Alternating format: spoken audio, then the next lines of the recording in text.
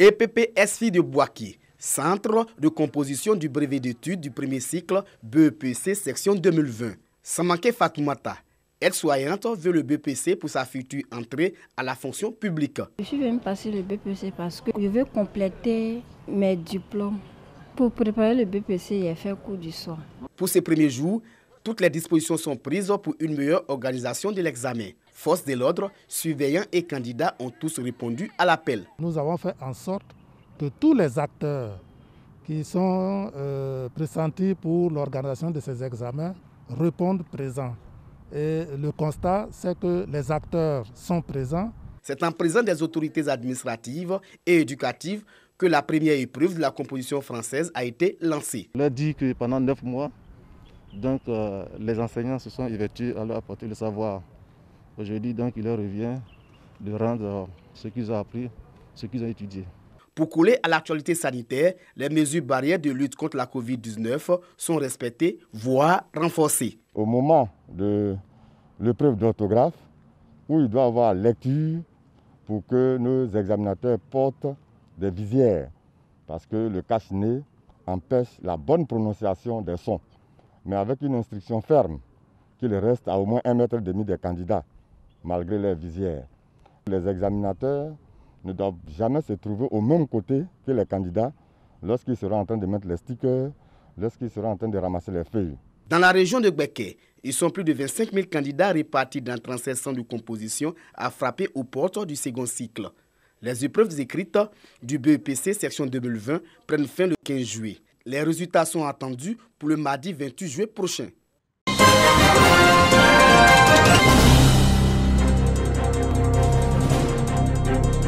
Dans la région de la Nawa, ce sont 19 485 candidats qui partent à l'assaut du BEPC et du test d'orientation en seconde.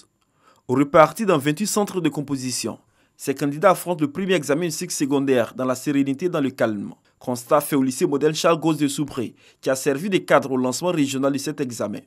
Le directeur régional de l'éducation nationale, de l'enseignement technique et de la formation professionnelle, Vazoumoran Sissé, a rassuré les candidats des dispositions prises pour le bon déroulement des compositions. Il a surtout exhorté les examinateurs au respect des recommandations de la direction des examens, des dispositions qui portent notamment sur la non-utilisation des téléphones portables et autres documents interdits. Ils seront évalués sur des choses qu'ils ont vues au cours de l'année. Donc il n'y a pas d'inquiétude à se faire à ce niveau. Ils peuvent compter sur leurs propres valeurs, ne pas espérer un secours inattendu de quelqu'un d'autre. Et nous leur faisons confiance, surtout que nous avons aussi mis les enfants dans les meilleures conditions en respectant les mesures barrières à cause de la pandémie que tout le monde sait. Je voudrais aussi lancer un appel à tous les parents d'être sereins et compter sur la valeur propre des enfants, de ne pas venir les déconcentrer, de ne pas surtout venir s'attrouper devant les centres. Tout en insistant sur le respect des gestes barrières, le préfet des régions a invité les candidats à la concentration et à donner le meilleur d'eux-mêmes afin d'aboutir à un taux de réussite important pour la région de la Nawa. Je pense que l'essentiel est fait. Il reste maintenant aux enfants de prouver ce qu'ils ont appris en classe pour réussir à ce BEPC qui est véritablement important pour nous les parents.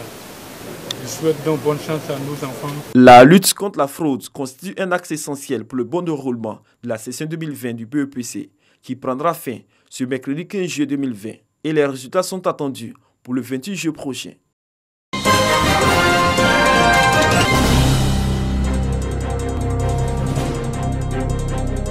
Faire respecter les mesures barrières de lutte contre la COVID-19 et barrer la route aux fraudeurs. Tels sont les objectifs que s'est assigné la Direction régionale de l'éducation nationale, de l'enseignement technique et de la formation professionnelle d'Abouasso au cours du déroulement des épreuves écrites du BEPC 2020. Respecter les consignes qui ont été données, à savoir ne pas tricher. Nous voulons un examen silencieux, un examen propre et pour cela, nous sommes venus voir les enfants pour leur transmettre ce message et nous avons confiance. Des consignes fermes sont données aux acteurs de l'examen afin que la distance sociale, le lavage des mains et le port du masque soient respectés. Et les candidats devront se munir que de leurs instruments de travail.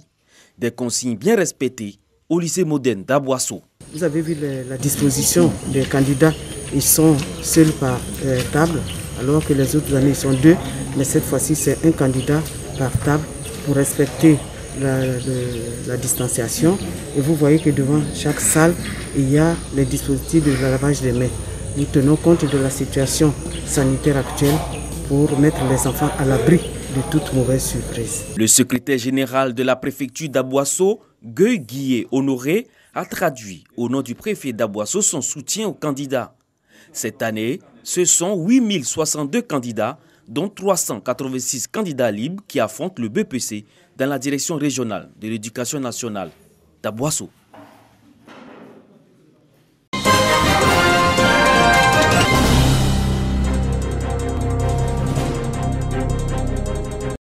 Et ils sont 14 871 candidats dans la région de San Pedro qui affrontent depuis ce lundi matin le brevet d'études du premier cycle BEPC session 2020 dans un contexte particulier de Covid-19.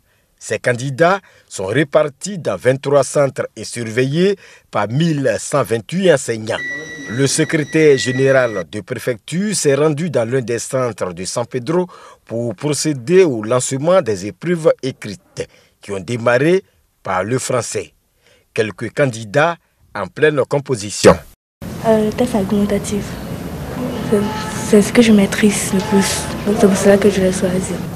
Moi j'ai choisi le test argumentatif. C'est ça je comprends. Je pense que je peux m'en sortir. J'ai choisi le résumé des tests. On a déjà vu, puisqu'on fait les leçons à l'école. On note des absences dans plusieurs centres d'examen, comme ici au Bardo Nord. Dans l'ensemble, tout se déroule bien. Pour le secrétaire général de préfecture, Claude Yao Kofikan, il n'y aura pas de place pour la tricherie. Les enfants n'ont pas leurs effets. Tous ces effets ont été débarrassés. Je pense que tous les enfants ont abouré le cache-nez et il y a des systèmes de lavage de mains pour ne pas que le corona puisse passer par ce centre et par ailleurs par les autres centres d'examen en Côte d'Ivoire. Je pense que de façon générale, toutes les dispositions ont été prises pour un bon examen.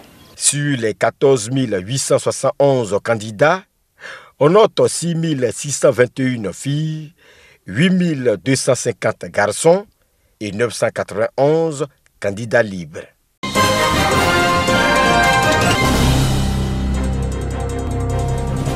Malgré les progrès réalisés en termes d'implantation des établissements bancaires en Côte d'Ivoire, le taux de bancarisation du pays reste faible. Seulement 19,7% des Ivoiriens possèdent un compte dans une banque classique selon les services extérieurs du Trésor public ivoirien. Pour relever ce taux, des initiatives sont prises pour sensibiliser les populations sur l'importance de la bancarisation. À Bouaké, un institut d'enseignement supérieur a organisé une conférence sur la bancarisation et les métiers de la banque. Cette conférence, pour dire aux étudiants, la classe là c'est bon, mais un professionnel hors de la classe, c'est aussi mieux. C'est comme un cours magistral, c'est pour donner des repères à nos étudiants. Pendant plus de 2 heures d'horloge, les étudiants ont été instruits sur les avantages de posséder un compte bancaire. Le conférencier a mis l'accent sur les métiers de la banque, le fonctionnement et comment créer un établissement financier. Il faut aller vers ces populations-là pour leur expliquer le bien fondé de la banque et quelles sont aujourd'hui les facilités aujourd'hui pour ouvrir des comptes. Il y a des comptes pour les jeunes étudiants, c'est avec 0 francs et ils ont la possibilité là d'apprendre cette éducation financière, cette culture financière à travers ce type de compte. Cette conférence a permis aux apprenants de cet institut de faire une incursion dans le milieu bancaire. Avant, je négligeais un peu ce domaine-là, mais au sortir d'ici, je m'engage à désormais bancariser toutes mes entrées. Le conférencier a mis en mission les participants, celle d'être des vecteurs d'amplification de la sensibilisation sur l'importance de la bancarisation. Ces conférences doivent se répéter afin que chaque Ivoirien puisse détenir un compte bancaire.